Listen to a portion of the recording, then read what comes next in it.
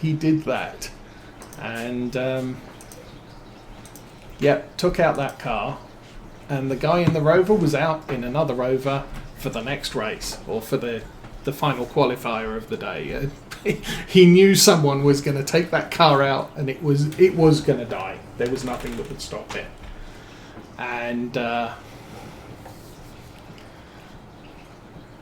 so he bought a second just to make sure that he could still race.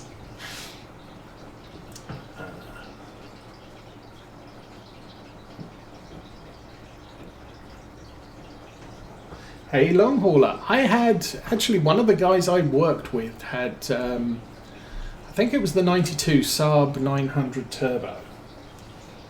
And he bought it with an automatic gearbox, and he said that was the worst thing he'd ever done. The problem with the 900, with the automatic, in the UK, in town, speed limits are 30 miles an hour. 30 miles an hour is exactly the wrong speed for that car. And he said it was constantly shifting up and shifting down, and just wouldn't behave itself at all. He said, I should have got a stick, because you know, if you're going too slow for the engine, you can shift down and everything works fine. But he said the automatic was a bad choice. Lovely car, but bad choice. Me, I've been driving Saab 9.3s since 2002. I'm not sure if I'm on my fourth or fifth one. We bought it just at the point where GM said we're done with Saab, and so my previous lease had come to an end, and it was a case of yeah, we're not leasing these, you can buy it, and we just want to get rid of them. So $32,000 car I bought for about $22,000.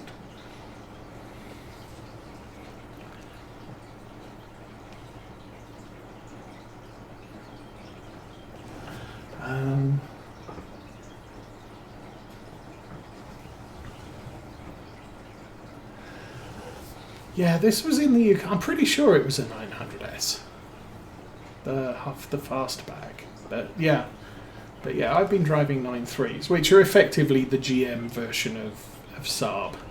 GM said, here's a Chevy Malibu, play with it. And so the Saab engineers did, and GM said, you weren't supposed to do all of that stuff to it.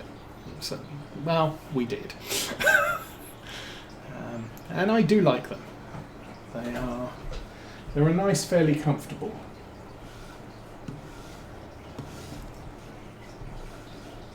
Okay, I need to do something with these. That's the partially empty one. That's the 2,000 litre.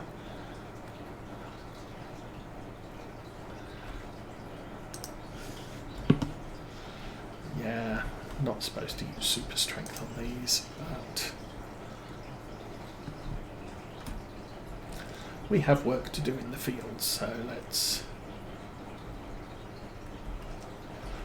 do the work in the fields.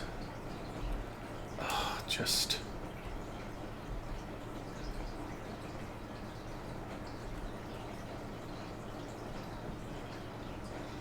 the problem with this is depth of field again.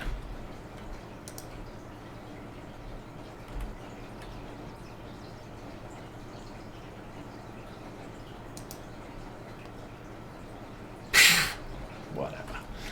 Okay, we'll just put these on the floor next to each other, because I'm obviously totally incapable of stacking them. And then at least we know where they are. I need to get something to put these in or on. Okay, that's that done. I want to plant some stuff, so gonna use the heavy tractor for this.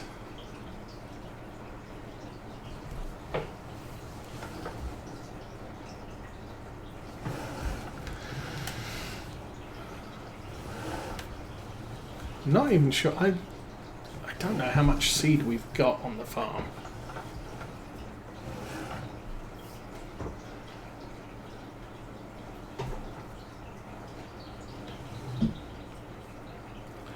Yeah, I know some of the older Saabs were a royal pain in the butt to control at times, but they are very, very nice cars. Okay, let us open that. Don't seem to have any seed in there, and it's entirely possible we put all of our seed in the thing. Yes, so we can put seeds and mineral feed in here. I'm not going to put 27,000 litres. Let's what do you reckon, 500? Let's go 1,000. Thing is if we've got too many seeds, I can always put the rest in the greenhouse thing. That's 1,000. Oh, that takes more than 1,000. Well, I guess why not put some more in there? Oh, don't do that one. Do that one. Okay, let's kind of go with 2,000 litres more. As I said, we do have 2 fields to get planted. You into the I was interested in buying a Saab. The first car I had over here, an Audi, sorry. The first car I had over here was a Subaru Impreza 2.5 RS. So it was the model before America got the turbo 2 litre.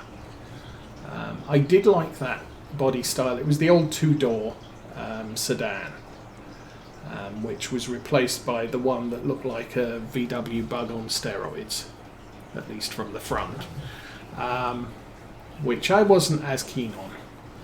Now, we had that for 3 years, I think, and then I went down to the Audi dealer and said, I would like to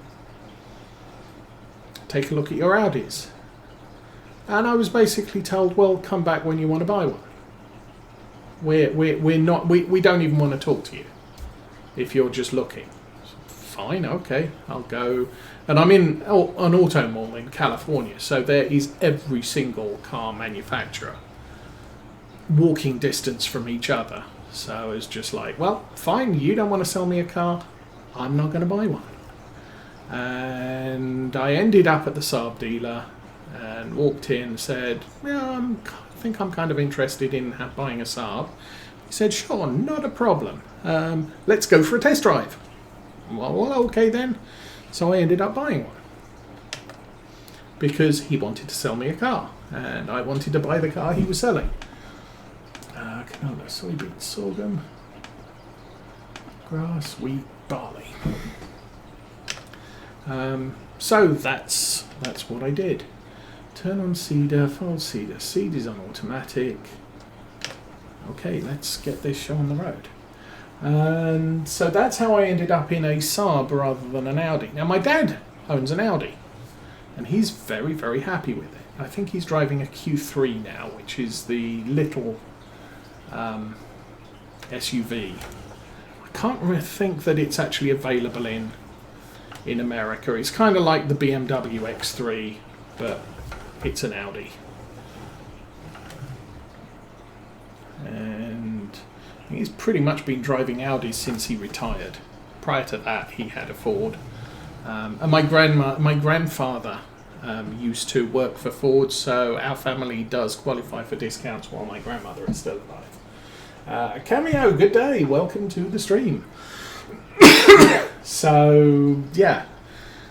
A couple of years later, when the lease on the Saab was up, I went back to a different Audi dealer and said, I'm still interested in Audis, and was once again basically told, well, interest doesn't mean you want to buy one, so go away.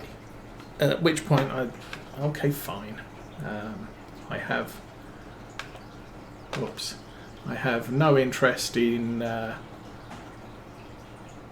trying to persuade you to buy me a vehicle. You're a car salesman. Your job is to sell me a vehicle, and you should want to. And if you don't want to, I'm done. And so I ended up in a Saab, and from there onwards, I just ended up in a progression of Saabs. Do I like the Doctor? I used to.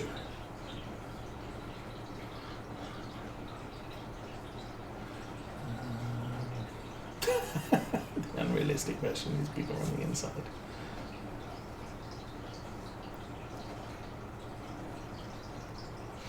Yes, a friend of mine works for GM, and if you don't drive a GM car, then chances are it's going to have scratches in the paintwork when you come back after work, even if you park it in the back lot. Okay, we are good with that. I need to get back in this thing and find a piece of equipment which isn't over here. Oops.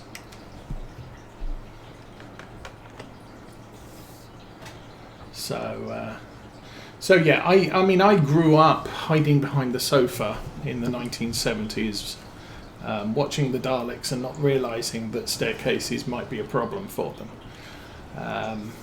So John Pertwee was the first Doctor I'd seen. Tom Baker, obviously he was the longest serving Doctor at that time, so probably the most memorable. Okay, are we on manual? We are on manual. We need to get back to the field and figure this out. And I watched all the way up to Peter Davidson. Then I got old and had work to do and stuff, so less time spent watching Doctor Who. I was aware of Sylvester McCoy. I have met Sylvester McCoy. Sylvester McCoy is a very fine actor, and the storylines that he was given for Doctor Who were less than ideal, and it was kind of sad because he did the best he could, but the work just wasn't. The writing wasn't very good at that time. And then after Sylvester McCoy, they folded the series. It came back with Eccleston. Watched he only did the one series, and he was followed up by David Tennant. Watched all of his, watched most of Matt Smith. But then, BBC TV started messing around with what channel you could watch it on. I think initially it was on Amazon Prime, so I did watch. Good grief, this is heavy. I did watch some of Peter Capaldi early series, and again, the writing started going downhill. Never saw the last season of Peter Capaldi because it was taken off Prime at that point. Haven't seen any of whatever the woman was called, but I have not heard good things about that series. And it sounds like the new guy is doubling down on the current meta of very bad show writing that is going on in the US. So I kind of gave up on it. But, once upon a time you could have called me a fan of Doctor Who, but much less so these days.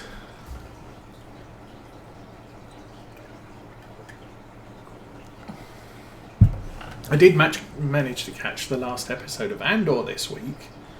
If you haven't been watching that, my complaint... Okay, the most recent Mickey Mouse Star Wars movies, I can't say I was too impressed with. However, reflection, George Lucas can write a good story. He cannot write a good script. His script writing can be painful at times, but the story's there. The new guys, they don't even have the story to redeem them.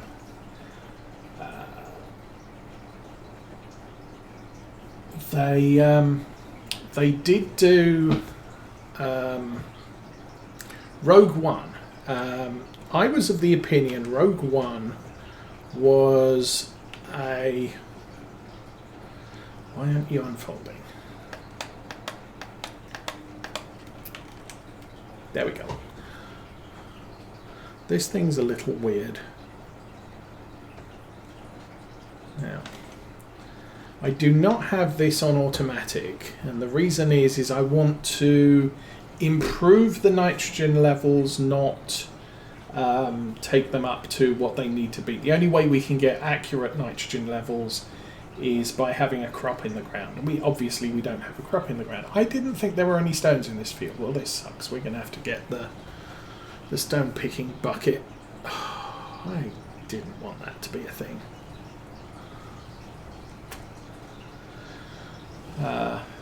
So yeah, my feelings on Rogue One was it's a war movie based in the Star Wars universe. Yeah, there's no lightsabers and Jedi and all the rest. Well, okay, there's Darth Vader at the end of it, but we know why that is.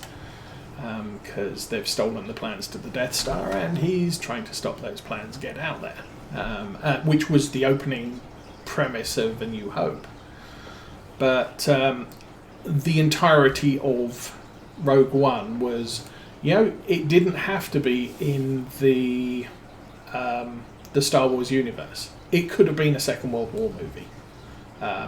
The subject matter that it was. And so Andor is a little bit departed from your traditional Star Wars setting. Yeah, no Jedi Knights, no lightsabers. It's a bunch of normal people in the universe. And actually, back when I played Star Wars Galaxies, it wasn't the being a Jedi Knight that was interesting to me. It was being everybody else. Yeah, my primary character was actually a droid and starship maker. So I would build X-Wing fighters and astromech droids to crew them. And I had a lot of fun doing that. And everybody else can go out and fight the evil empire. Because that's not my thing. I'm not a shooty boy. I'm a crafter. And Rogue One is that type of thing, and Andor is the run-up to Rogue One. So it's not your traditional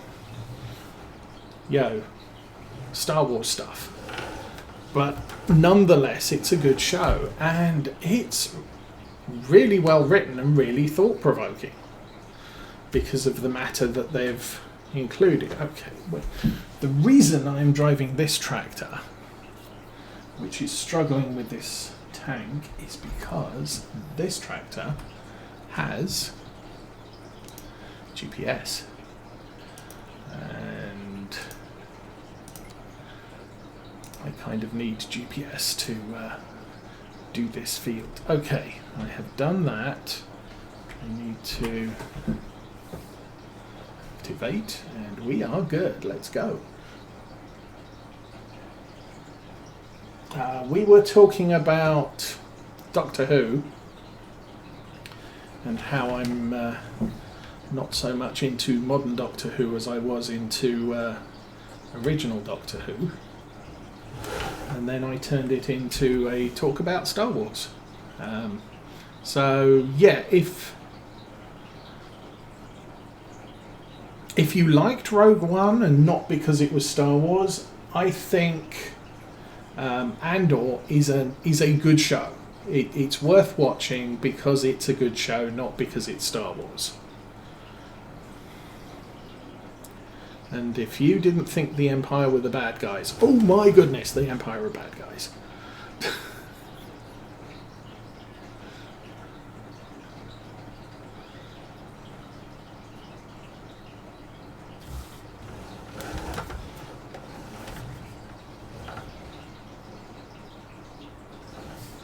And I do like how bad the bad guys are in Andor.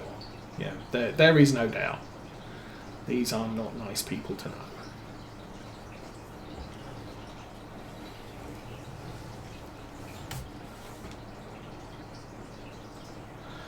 Okay, that's me.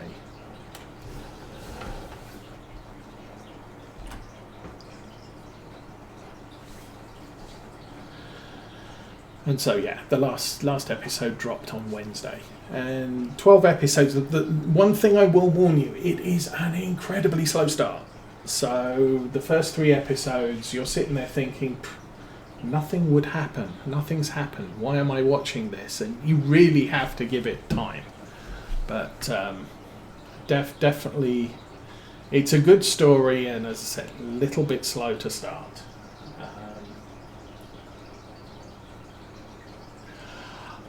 What did I play? I had my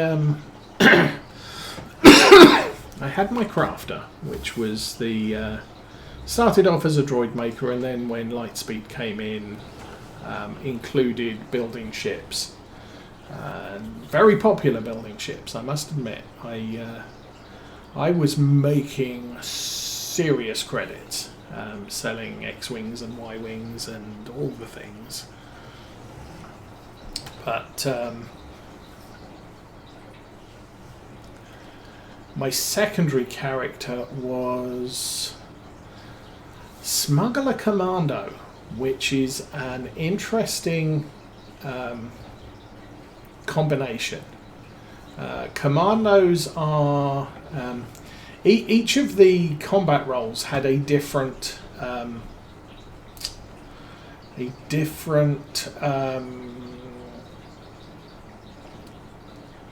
sort of design philosophy. Smugglers were crowd control. They had the stuns and the dirty tricks. Commandos were the area effect warriors.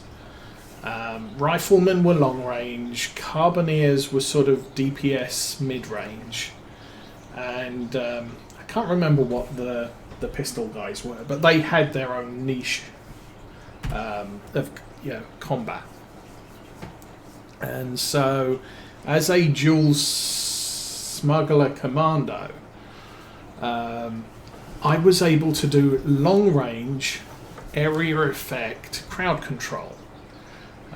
So you could basically the tank would, the guy who was pulling was traditionally a rifleman. So the rifleman had long range and would target one critter in a group. He would shoot it, that critter reacts immediately, the rest of the group would react slightly delayed. I'd aim to the back of one of the middle targets and hit an area effect stun on them, which had the usual consequence of the original target came running at us and all his friends were frozen in place. So you didn't shoot his friends, you killed the one. By the time my cooldowns had come round, the one was dead, and Rifle Boy would target the next critter,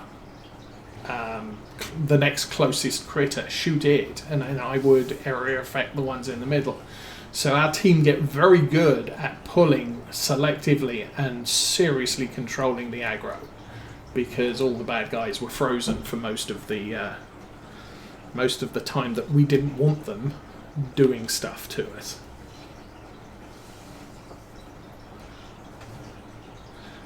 yeah, that was pre-NGE, which was back when Sony basically rewrote how Star Wars Galaxies worked, and you could only be one character class, and you could only do the things that that one character class Sony dictated they could do. The early Star Wars Galaxies game, it wasn't exactly an open world, but it was a free, make the character that you want it to be, and I kind of like games like that. My online gaming started out with Ultima Online, and there were basically different skills you could learn, and you could learn them to any level, but you could mix and match. If you wanted to be someone who combat oriented, you could select combat skills, armor, shields, weapons. If you wanted to mix it, so I want to be combat with a bit of, there was nothing to stop you doing that, and I liked Ultima for that. Although, I didn't play Ultima for long. First online game I really got into was Earth and Beyond, and that's in part because Mrs. Osa played, and we discovered a good group of people. Early days of the guild play, and it's not really the game that's important, it's the group of people you play with in those types of games. They're really designed as a cooperative play experience. When Earth and Beyond was sunsetted, we all went off and played Star Wars. We played Star Wars until did they call it the New Gaming Experience or whatever it was, NGE? And we said, oh my goodness, this sucks. We've spent the last 3-4 years building out characters, and you've just gone and pooped from a great height on them, and they're not what we designed and played and had so much fun playing. And so we quit. And I think some people went off and played Star Trek online, and again, it was okay, but it wasn't all of them. Others went off and played EverQuest. Now, up until that point, we'd been a sci-fi guild, but we decided, EverQuest 2 had probably the most comprehensive of guild support tools available. So again, it wasn't the game, it was the guild. It was the team. And we played EverQuest 2 for a long time, until a bunch of us got really bored with each expansion was, hey, have 10 more levels